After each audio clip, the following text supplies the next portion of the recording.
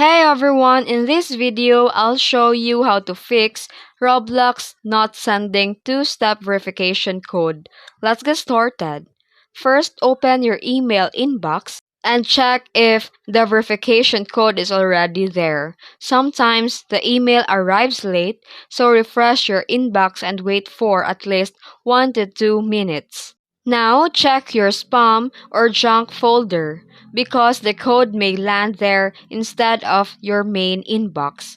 And make sure that you're checking the same email address linked to your Roblox account. You can also try resending the code again, but don't spam it.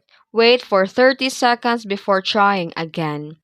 And you can also contact the Roblox support if everything fails. Then the two-step verification and explain that you're not receiving the code. And after trying these steps, you should now receive your two-step verification code successfully. If this video helped you, don't forget to like and subscribe for more tutorials. Thanks for watching.